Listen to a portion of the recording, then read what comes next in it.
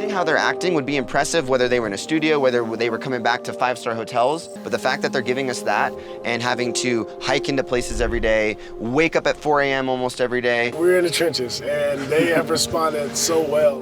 Wow, how did you feel? What was that like, riding a motorbike in the desert on a feature movie scene? When we were running in Bromo at 5 a.m. and it was probably the coldest day that we've had all trip. Yeah, no, to try and get feeling back in our extremities. It's hard to tell an actor to, hey, you're falling off a mountain right now, so like you need to be scared compared to, hey, we're on a mountain and you take one step and you may not be here anymore. Jeb, you remember like the dust going in all of our eyes and our faces and stuff like that. In the moment, like One of the only moments where I felt like you actually got angry at me. What do you have to say? Let's get it. yeah, the fifth time that Jeb walked by in the Sailor Mire. The fact that I could call this my first movie and, I was able to do my own stunts is unreal. I was gonna say that's when you threw yourself just down a mountain with like zero safety gear. Do you think this project right now would have been possible 10 years ago? I don't even know if it was possible 5 years ago. Essentially, you're looking at the entire production team right here. You feel immediately like immersed in where we are. Doing a low-budget, micro-budget indie film, keep your world small. But we did shatter that rule, right? There's a good chance that we're gonna wrap the entire thing for under $200,000.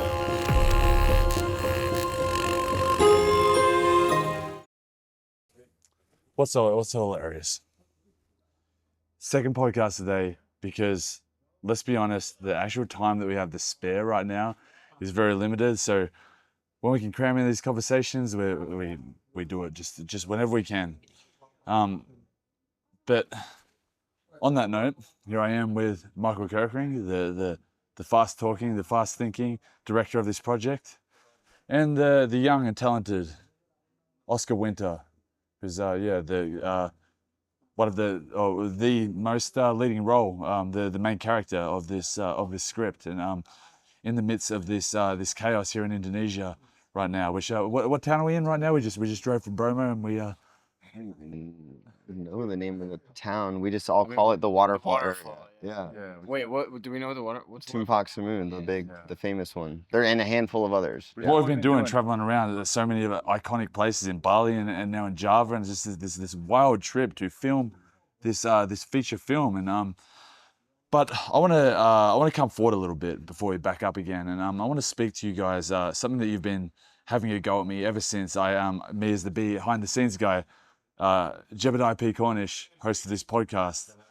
But I was told off by Oscar because I missed out on a very important behind the scenes moment. That was yeah. So apparently there was a very significant moment in the script the other day, a very significant moment in our journey, and unfortunately I wasn't there. But I'd like you guys to kind of touch on that for me. Speak to me about this scene. Speak about the moment, the emotions surrounding it, and speak about some of the personal matters as well, and how they play into this trip here. If we can, yeah, sure. Well, without spoilers, there was basically I guess we wouldn't call it the climax because that happens right before this scene, but like the ending scene, the way the movie is going to play out is pretty emotional and pretty intense. And it just so happened that we had to do that scene literally maybe 4 or 5 hours after my grandpa died. He's been not ill, he's just old and had problems. He's been in a home. I kind of figured that it might be coming soon. And it just so happened that Carmela and I had to be on FaceTime with my whole family the night before. And we were up till, I don't know, maybe 3:30, 4 in the morning, and he eventually passed. It was hard, it was sad, but it was also beautiful in the sense that my whole family got to be on FaceTime with him, combined with the people that were there at his bedside, my grandma included. So I, in a way, thought oh, this is bad timing, but I think it ended up being really beautiful and poetic timing now in retrospect, that literally the next morning we were filming probably by far the most emotional scene of the movie. Yeah. And then this guy gave an incredible performance, and the without giving it away, you know, like the whole goal behind this film, like the message I'm trying to send, what I'm trying to express, like as a storyteller, is kind of just the overall message of like letting go of like personal goals sometimes and strive of like, you know, something bigger, and keeping your moral compass about you. And sometimes that means, you know, giving up the thing that might mean the most to you personally, right? Because, you know, maybe God has a bigger plan for you. And I think that day was a big lesson for me, in that I hadn't been taking that own advice myself. I've been spending every day super stressed, super just in my head, feeling like we're behind, or worrying. Like, am I not doing enough? Right? Because I'm out here chasing a pretty big goal for myself, right? I'm trying to direct my first feature film. Um, and I feel like that morning, I knew we had a lot to get done, including that scene. And after doing that scene, seeing Oscar's performance, like, it kind of just all hit me that like, wow, like I need to maybe let go a little bit, right? And just trust the process, right? And the rest of the day ended up kind of working out perfectly. It almost felt like a miracle, right? We got this incredible moody light later when we were doing the bike scene. We were even able to finish by reshooting a scene that we had already got, that we really wanted to make better for a technical reason and like kind of a plot reason.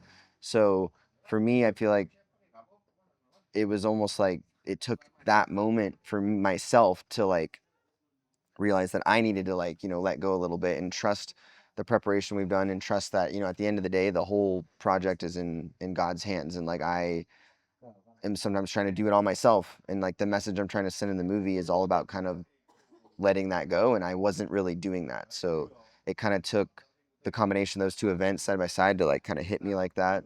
Um, so yeah, I mean, that's kind of my take on it, but it was beautiful. Like, it's a moment I'll never forget when we wrapped that scene. It just, I didn't realize it was going to hit me like that, you know, because I feel like every time we've just been shooting, I'm just like, wow, that was like, okay, move on. You know, it's always the next thing, like, because I'm trying to keep everyone together. We have a big daunting goal here, and it's so easy to get caught up in like a little win. And I feel like I'm always the guy that has to make sure, like, okay, but we can't take the foot off the gas or the brake. You know, we have to like keep it on the gas and keep moving. But that was just a really special moment for me that I'll never forget. So Yeah, yeah. And speak to me, Oscar. You've been out here with these guys for a while now. You know, it hasn't just been like just 6 weeks here. It's been 6 weeks like bunking, living, eating, just getting to know everyone so well. From what I've come to know of you, you're already a pretty in tune, pretty empathetic individual. But the camaraderie and the chemistry that you've built with the crew here, I think that is pretty obvious. And how are you tuning in with the rest of the crew? And how has, like, I guess, the emotions and the tension and the pressures that are surrounding this event, how is that tied into your acting? And and speak to me about that moment the other day and how it all ties in. Yeah, I mean, I think being here from like the very beginning and like having like such a, I feel like it's like all has kind of been like one with like the mindset of everything. Like I feel like the crew and the cast have been like lucky to have like such a close relationship in the film that you don't really get on like a lot of projects. And I think like at first it was like a little daunting just because you know how much is really going on behind the scenes that like can be stressful or can, you know, alter the foreseeable future of the film. But I think for me, like, it was really cool. I mean, I told Michael like early on, like, for me, like, being hands-on is like my favorite part about like being with the project. And like that's why all those mornings where like I didn't really have to be there, like I loved going and being there just because it meant so much to me to like know exactly what was going on. Because I feel like for anything, for me, it helps my like performance, and it helps knowing maybe it's like the working well under pressure, but like knowing the circumstances and how much we have going on and what we're sacrificing, and you know, the very minute changes that are altering big things for this film, and changing on like the dime about a scene and kind of just winging it. Like for me, that's just more fuel to like do like the best I can do. And the other day was like a pretty good example of that. That was a pretty cold morning. I still don't think that was colder than I still think that was colder than the first morning, but whatever. But I was freezing. We did like a mini scene like right before that, and everybody got to be in like coats and scarves, and I was just in my t-shirt freezing. But I remember we were sitting in the Jeep, and Carmela put like a bunch of like the blankets, like anything she could find on me to like warm me up, because we were about to jump right into that scene, which is like for me at least, definitely for Nico, like I feel like his most emotional scene, definitely my most emotional scene. Um, and yeah, no, it was a really cool like morning, and especially like a really cool moment. And like I remember Carmela like sharing with me about the news, and I think I already was going into that day like knowing that like I needed to like do what I had to do and I needed to kill it, and that was already like my goal. I think if anything, like hearing that news and just knowing that if that happened to me, that definitely would have kind of had me not as dialed as I probably would have been, which makes a lot of sense. And I felt like, if anything, even more, I needed to do my job to kind of make their jobs a little bit easier that day because they had so much going on. So that was definitely something that was really important to me going into that scene. And I'm really glad the scene went the way it did. And maybe it was also just because we had been going like nonstop back and back, like every single day before that with no breaks. And that was kind of a weird moment where we actually shot that scene and then we kind of had them like a couple hours free. That when we did finish that scene and we wrapped that scene, it was cool because it felt almost like things were kind of calm for a second. I know for me that was a huge weight off my shoulders. Like that was probably the last major scene that I was really anxious about. So getting that under my belt and like knowing that we did a good job on it and we got the shots we needed to get was like a big relief for me. But just granted, with all like the circumstances in that day, it was a really special moment for me. And I know, I know with Michael and with Carmela, that was really special, and I really like appreciated the moment that we had after that. It meant a lot to me. Yeah. Yeah, yeah. From hearing about this, like it sounds, both tragic, but both beautiful, and just like just to even to think of Michael stopping for a second, I find that like it's so beautiful in itself. Like this guy has been just nonstop on the go every single hour of the day. I don't think I've seen this guy stop working for the entirety of the time. And like, I feel like that rip was down to the rest of the crew as well. I feel like nobody can make an excuse. Nobody can let off the brakes because, I mean, Michael's setting the tone. It's like, just to hear that, just to see everything come into place from the outside perspective, is really quite beautiful to see. But there's one thing I want to touch on now. I'm just like going on a quick tangent in this conversation. I feel like it's an important thing to touch on because you keep hearing this name. The uneducated person keeps hearing this name, and I feel it's very, very important to put this into context. I want, maybe first starting with Oscar and then on to Michael. I want to know, who is Nico? Yeah. I mean, I think Nico, like, I think what's so special about the story is the traditional character arc that I feel like happens in a lot of stories.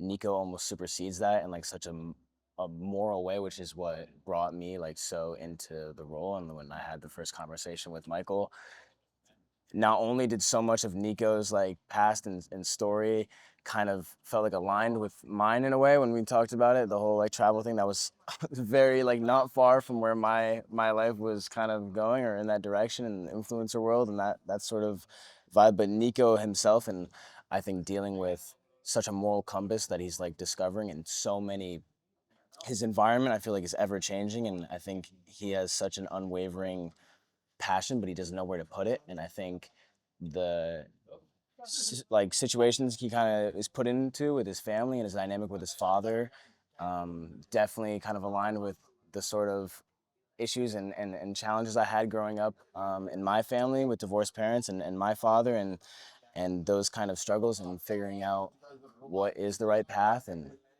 kind of being able to trust yourself in that. And I feel like being able to see that in Nico was really special. And I think that's what drove me into it. But I feel like even as we've been shooting every single day, I discover like more things about Nico that I never knew. And I think that's, for me, the most exciting part. I feel like I might not ever really know Nico in his full capacity, but I can only try to in the best way I can. And I feel like being out here in the environment has only been able to amplify that so much more because it feels like I'm just living through the story and not, on a soundstage somewhere in LA and I think that's a really cool feeling, especially when that's not something that a lot of actors have the ability to do. So especially for my first project, that's been like a real blessing to be able to fall into the character that way. Now, that was amazing to hear. But everything that Oscar just said just then has just made this character Nico even more mysterious to me. You've just dug in deep into the emotions. I want to back up a little bit. I want Michael to simplify us down for the layman, for the person at home. Tell me who Nico is from a basic small talk kind of perspective. Who is Nico? I mean, what Nico represents is like the combination of like parts of my story that I felt were intriguing and wanted to express, combined with just a way to showcase the overall message and morality of the story that I was trying to tell. So I like kind of like what Oscar was saying, how he relates. Like I relate to Nico because I came from that world myself. I was a full-time travel content creator. So that's what Nico is. Yeah, yeah. As a person, he's an aspiring travel content creator. Yeah, Travel he's content creator. That's who Nico is. yep. Okay, He just moved to Bali recently after the death of his father. Stereotype. Right. So I basically created a character that was someone that I can relate to because I've been and know probably hundreds of other people that have been in that same space, in that same world. And then I just gave him this complicated thing that he's dealing with, right? The death of his father, which at the end of the day, I would say as visual as the movie is, as adventurous as it is, we haven't even shot the stuff related to that stuff because we got to do that back home in the States. But basic goals by coming here to Indonesia? he wants to be a successful content creator. Yeah. What's Yep. He wants fame. He wants Good all footage, all good of the all the stuff that comes along with that, right? Yeah. Which I know what it feels like to chase that. photos, the Yeah, photos, yeah, all of it. Yeah. Not to poke like not to say there's anything wrong with those endeavors. Like I said, I myself have been on that chase before. I think we all dream of those. Yeah, endeavors it's at some point, rewarding, yeah. it's fun, and even from like the recognition standpoint, like it's very fun. Like I can say personally, like being that person when you go on those adventures, when you're on the top of a mountain, when you're chasing a sunrise, as a photographer, as a filmmaker, as a You're a creator. content creator, like that's the world that we grew up in, and it's awesome, and I love that world, and I love that space and that and that community. And this movie is really for that community. Like I've talked about many times, right? Like I didn't feel like I was following my filmmaking goals when I was in that community around 2022. Like I just wrapped up a big trip in South America, and to this day, like I've never really made the vlogs or the videos, the cinematic travel videos from Brazil, from Peru, from Colombia that I had planned to make because I just wasn't feeling it anymore. And I myself thought that I was getting caught up in like kind of the wrong thing, and that's also around the time that I got married, and like that just changed my perspective, and like my whole goals changed, and I realized that what truly made me the happiest was not chasing any personal goal. I still have tons of crazy personal goals. I'm super ambitious. I mean, I think that's kind of clear with this project, but like but ambitious could be the word, crazy. yeah, maybe crazy. But like at the end of the day, I realized what really made me the most happy was like basically making someone else number one in my life, right? Like for me, like my wife now is like the number one thing that I care about. And my entire purpose in waking up every day is like to serve her, like what's going to make her happier. And if I make her happier, I make myself happier, right? So, and then through that, I've been able to even follow my own goals. Like I feel like if it wasn't for me doing that, I wouldn't even be here right now doing what I'm doing, because as we'll touch on later, right? Like how big of a role she's played in all of this. So, I wanted to kind of send a similar message because I feel like personally, a lot of the people caught up, not just in the travel content creator space, but in just life as a whole, are so caught up in like their personal vendetta. I feel like it's part of the era we grew up in of like the self-love, like serving yourself at almost any cost. And I feel like that has gone too far. And it seems like almost every message coming out of media and content is so far on that side that really I would say this movie is kind of meant to combat that a little bit and just send that message, right? And I think as myself, never rising to the level of being like an ultra successful travel content creator, I was never near that mountaintop. I never had the buku followers. People tell me my content was good, but I look at others and think, oh, wow, it was never near there, right? So it was almost also a message to the hundreds of thousands of creators in that space that never got big, never got recognized, and letting them know like, hey, that's okay, right? Like there's so many other avenues you can go. And at the end of the day, I feel like what it means to really be a travel content creator and like go down that world was just the adventure and the fun of it. Whether you like blew up on Instagram or YouTube or not, that's a bonus. That'd be cool, but that's like a side piece. The real thing is like the lessons learned, the adversity you put yourself through, because traveling is really intense, and Yeah, those are all the lessons I learned. I just wanted to communicate that in like a fun story that also would be fun for that audience and that niche to enjoy. And yeah, Yeah, no, it makes a lot of sense, and it's very interesting. I feel like it's so relevant. I feel like there's so much room for the good writer to capture this subject. I feel like you're really hit at a very trending time as well. But on content creation and on the influencer culture, Oscar here, young man, 20 years old, has, from what I've seen, I think he has acquired himself a bit of a following there on Instagram. You know, maybe it's through his acting, maybe it's through other stuff. I haven't really investigated this, but what does it mean to have a number of followers? How does one, or I guess from your perspective, how did you get yourself these followers here, and what does it mean to be a content creator, and what does it mean to acquire followers to the point of becoming going into that quote influencer realm? Yeah, I mean, I think it's especially I feel like in the generation I'm in right now, where social media is so at the ready for anybody who wants it at like such a young age now, and with things like TikTok and stuff like that, which is like where I technically fell into the social media world. I think it's just so rapid, and like there's so many different avenues that people can take it now to blow up, quote unquote. I mean, I think being an influencer is a lot different than what a lot of people think it is. I think anybody can call themselves a content creator. I think influencer, where that sort of line meets, I don't really know. I mean, I know a lot of people that are influencers. I don't know what they're influencing. I definitely wasn't influencing many. That word influence. Yeah, what are you influencing? What does it mean? I mean, maybe girls is what I was influencing. I don't know what like everybody else is influencing, but Yeah, how are you influencing girls exactly? I mean, well, that's for another story. But no, I mean, it depends like the content you make. I mean, like content I was making when I was on social media was as simple as like literally walking with an audio in the background, and like I just happened to be an attractive guy in the app, and like that's all it took. So I wouldn't say there was any skill behind it whatsoever. I will say that what is interesting is because of how little I really put into that and how much I got out of it, especially, I mean, even like this, for example, technically is like the end of a domino effect, is an effect from doing social media. I probably wouldn't be sitting here because of it.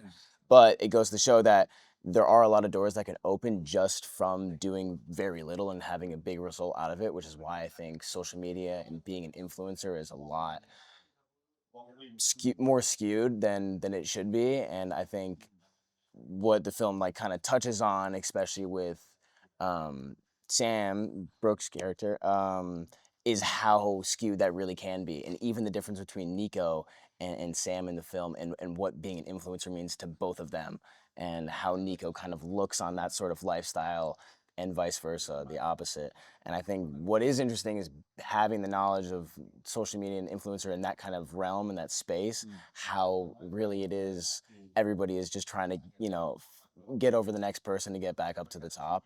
And it's such a numbers game, and like people have very interesting personalities that they show to social media that they are not showing in person actually. So I think that's definitely something that's interesting, and that I like that the film definitely like picks up on and kind of like explores the different sides. No, it's interesting to even hear you talking about it. I mean, like you say, by doing very little, but I guess I'm guessing you developed a lot of, or you created a lot of pieces of content. You said a lot of things. You probably, you put a lot of pieces up, and you probably thought about some of these pieces. And obviously, you were saying significant enough things to actually capture an audience. So, like to influence an audience, and the more of an audience, the more numbers you can get, the more you were influencing. Everything's like kind of you kind of get what you put out. It's interesting though. Like, There definitely is a level at some point of work that you can put in. I mean, it definitely, like, I feel like how a lot of people start is like by just like messing around and just kind of getting lucky. And then, I mean, what happened for me is I messed around and I got lucky, and then I realized it was something I could capitalize on. And I used that to make as many connections as I could to try and get me to where I wanted to be. So I feel like there definitely is a way of actually putting in like work and getting out of it. But for me, it was a little different on how I started.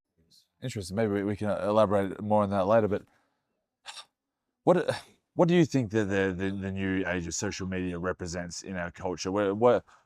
How is it changing our culture? Maybe for the better or worse, for the better and for the worse. And how did this tie into this script and storyline that you created as well?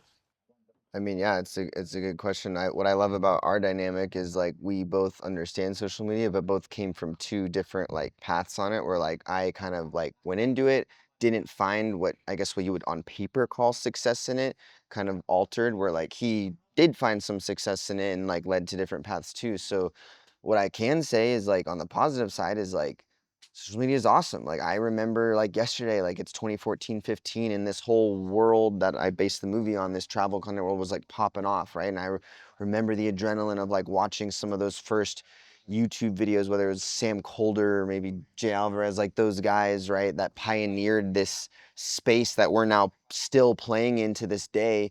And it was so exciting. Like I remember getting like my first DSLR camera, my first drone, the Phantom 3 Pro, like pre-ordering that thing, the GoPros, like going around all summer in Oregon, my native town, because I couldn't like world travel yet. I was still in college, and just following all, you know, what who was like Oliver Allen back then, Jacob, right? Sam Colder, like I touched on, like it was like you loved their content. There was all these other people too. Not everybody was a big name. Like you had YouTubers you'd follow that were like small time, but it was a tight knit space. And there was a period there from like 2015 to maybe 17, 18 where it felt like everyone in there kind of knew everyone.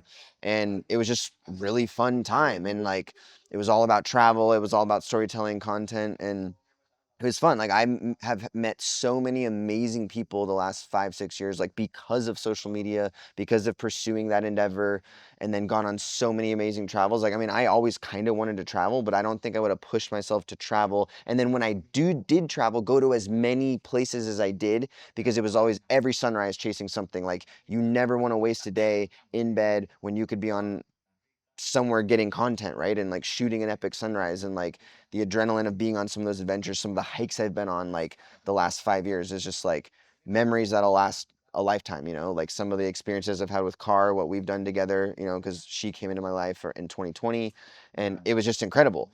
Then on the flip side, right, like I've seen the negative sides of social media, and I think I'm not one of these people. I know a lot of people that think like, oh, social media is all negative, and they think it's one of the terrible things for our society. And my experience has been mostly positive. Like I don't have a lot of regrets. I enjoy the relationships I've built, but I do see what it's done to certain people. So I really think it's more about an individual, right? Like if you are all about yourself, like social media will probably end up breaking you down, because there's always going to be someone better. There's always going to be someone getting more likes than you, more whatever you're chasing. So if you're really caught up in that thing and not just the overall experience you're trying to have, I think what allowed me to be fine is like as much as I enjoyed it, honestly, like, I never was like after the likes, the followers to the level where like when I didn't get them, I was devastated. You know what I mean? Like I just wanted to make videos for me. In fact, I would argue in my case, I kind of intentionally didn't chase that, because I was like, well, I'm making what I want to make. And if that serves the algorithm, cool, then I'll get followers. If it doesn't serve the algorithm, then screw the algorithm. I'll make it anyway, and I'll just live with whatever's going on. Where I saw a lot of people in my space specifically shift away from the content I loved, which was the longer form YouTube video stuff, to the short TikTok reel style stuff, because that's what started popping off. And I get it. Like if you're making money in the space and it's like your job, you have to follow those trends. I'm very happy personally that I was making money through my other videographer endeavors and could treat it as just fun, right? Every time I went out traveling, it wasn't about working with a brand or doing this. It was just me and my friends and or my girlfriend slash wife, like going out and doing what we wanted to do, taking the photos we wanted to take, you know.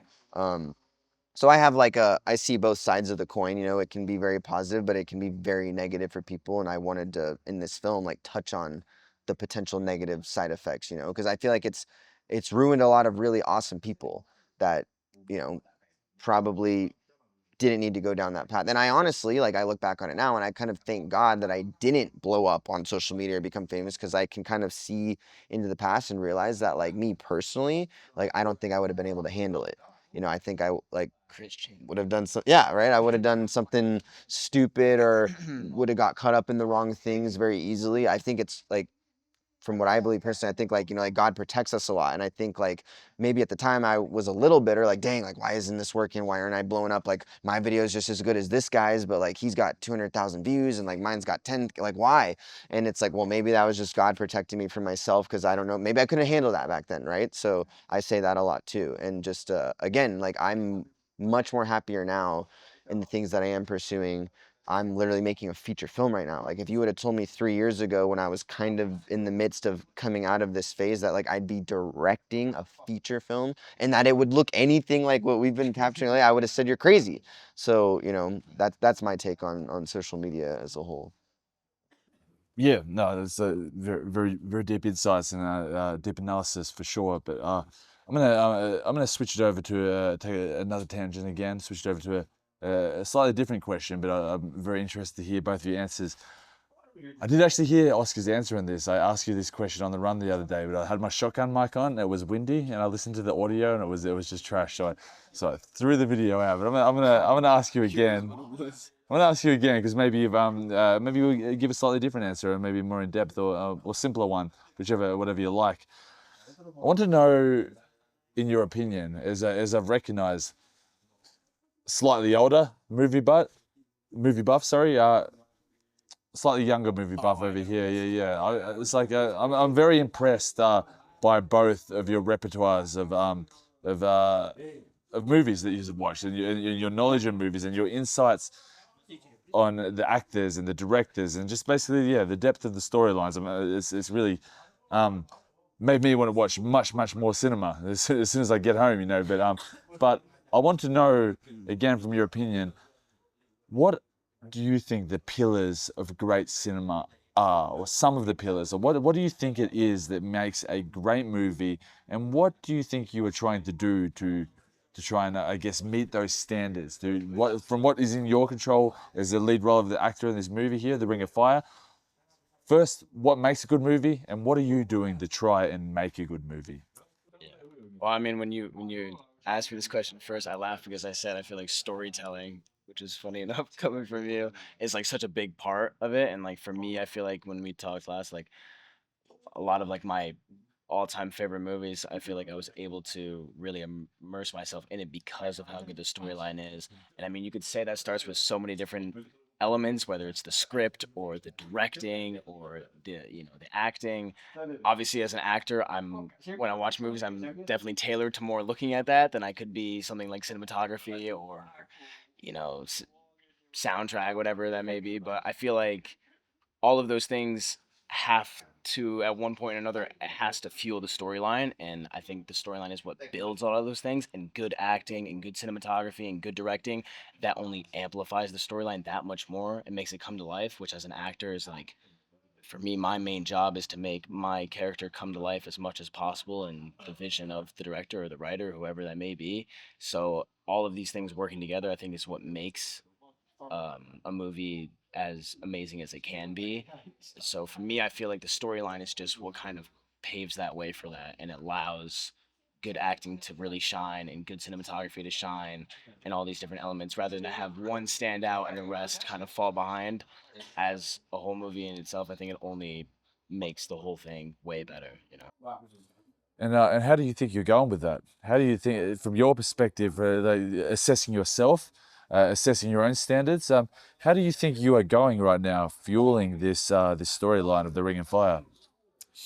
I mean, I hope good. I mean, it's my first movie, so it's really hard for me to gauge what sort of standing I'm in compared to other performances and stuff like that. But I think definitely with how hectic and chaotic the whole process has been, but how beautiful and like serene it's been as well. I hope that my performance has helped aid the story that we're building, and I feel especially after certain scenes, like the one the other day, I feel like there's a lot of truth behind the scene itself and the character and within me.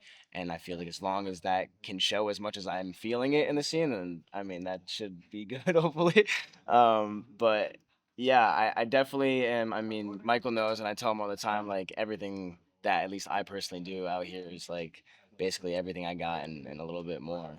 And I feel like that's my favorite thing at the end of the day, knowing that when we get back from rapping that I didn't really hold anything back.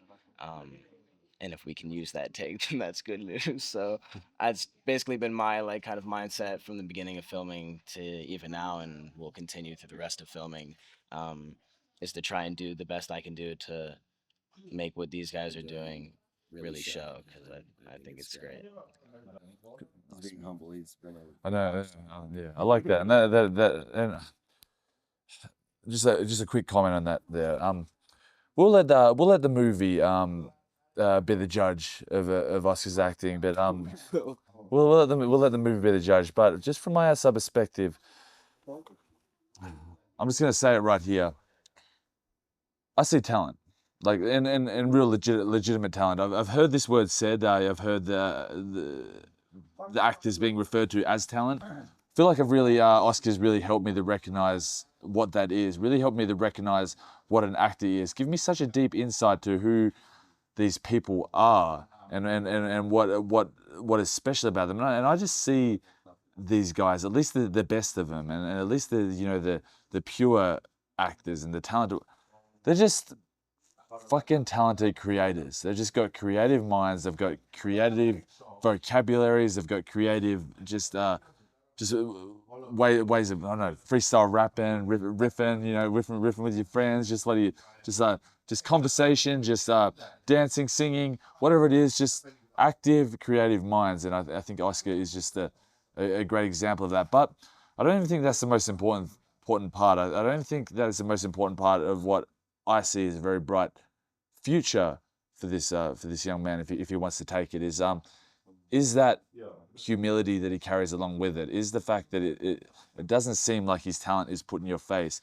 Any of the talent that is expressed by Oscar seems to be just there for the sake of adding to the environment, for the sake of contributing to what's going on around him. And I feel like that intersection between talent, hard work, and humility is what probably is going to lead for a bright future for this kid. But off in the flattery right there, and I want to hear Michael what he thinks. His what would no doubt be a very sophisticated opinion on what a good movie is, and what you are trying to do to meet these standards. Oh, thank you. Thanks so much. Thank you so much. Yeah, too nice. I'm about to smack at this right now. I think it's fried banana. Oh shit. So after the fried banana, or during my fried banana, I'd like to hear your answer. Oh no. So eat a bunch of them so it looks like I ate it. No, but for me, like what I'm striving to do is like use the word cinematic and in a way that's actually respectable, because I feel like I came from a space where that word was just thrown around a little bit too loosely. And what's really cool about cinema is there is no official definition, I don't think, but it's one of those things like you know it when you see it. So please excuse the motorbike and parade of people in the background. Something that we've been dealing with the entire trip, by the way, is trying to navigate around this story, which is a story in itself. But yeah, but now getting back to the major question, what is good cinema? And That's true. Don't need to say anything else. But no, for me, I think my favorite way to describe it is like when the images tell the story as much as possible. Like I'm a fan of limiting dialogue as much as possible and only allowing it to come up when it like is the only thing that could communicate an idea. I like using the term, like what I've been telling Dee, right? Is like what we do technically is like we're creating poetry with images, right? Like think of it as poetry. Like I want to be able to feel what's going on without, to me that's the difference, like I said before, between like a show and a movie, right? Is like in a show you have your basic coverage, like okay, if two people are gonna talk, you're gonna have one establishing shot. It would be like we're sitting here from wide, and then we're gonna just move in and live in one angle like side by side while they talk, and then the scene's gonna end. And in a movie you wanna, I think a good movie, if it's cinema, you wanna like tell that story of the emotions of the characters as much as you can through the poetry of the image. you want to leave room for the audience's interpretation. Yes, and almost like guide them so they know exactly how they're supposed to feel, but no one told them that because the poetry, the images did that all on its own.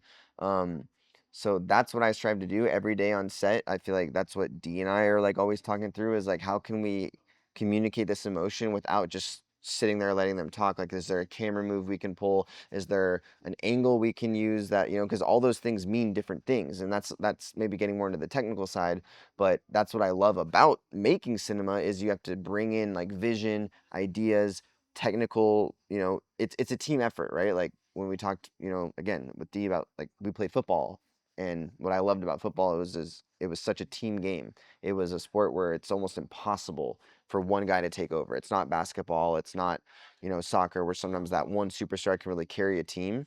In football, it's not like that. And I feel like in filmmaking, it's really not like that, right? Like, there is no single person that can carry it. Like, I feel like on this project specifically, I'm relying on so many people to bring their talents to the table. And, getting to like this guy, and what we were just talking about a minute ago, is like, I've been absolutely blown away by his talent. Like, he had material, and there were things I saw before, bringing him on, obviously, in the conversations we had. That's why I selected him and wanted him to come on. But I mean, at least from what I saw out there, was nothing like what he's been able to give me on screen. And like, him and the rest of the cast have really made our jobs on the technical side so much easier, because we're always struggling in these environments. Like, what we're doing here is so hard from a technical and logistical standpoint. And if we had to sit there and direct the actors' performances over and over and over, like, we would be so far behind. But when we get our stuff right, they pretty much get it right every single time, take it in a bunch of different directions. And I can't tell you how proud I am of all of them, especially this guy. And then also being able to do all that acting and everything with the physical toll that we're also putting on them, right? Like, I told you in the interview with Dee, right? Like, with him specifically, with Oscar here, like, him more than any other actor, like, he's basically like one of the crew members. Like, he has been active pretty much every single day, right? Hasn't had a day off. A lot of the other actors have had very nice, comfortable pockets of time off, and he's had the hardest scenes, both emotionally and physically, and has just always showed up, always done it. And I could say this about everyone, but like, no one more than Oscar, I think, on this entire project. I feel like that's somebody giving it their all, pouring their passion, like sacrificing whatever they need to do to get that thing done. And that just motivates me even more to like keep pushing as well, because I just want to be able to deliver for him and everyone. I mean, he's throwing himself down cliffs. He's shivering on multiple occasions. He's having me kick dust in his face. It's just like he's experiencing it all, but yet, yeah. I was gonna say, and always a smile, always happy. You were maybe a little bit frustrated about the dust in the face. That might have been the only time that I saw a little bit of tension there. Put myself down that cliff a couple more times. But wow, this has been intense, and watching it from the outside is like I said this before earlier as well. It's been quite profound. It's been a serious learning experience and inspirational experience for me as well. But we're not done yet. And there's plenty more to come, and so much more to speak about here. But on that note, I think it's time to end our second crammed in podcast night, because I'm getting tired, and there's more work to. I am tired, and there's some fried bananas to eat before you get covered. So yeah, yeah. Let's end it there. Radio guys. Yeah. Thanks, man. Nice.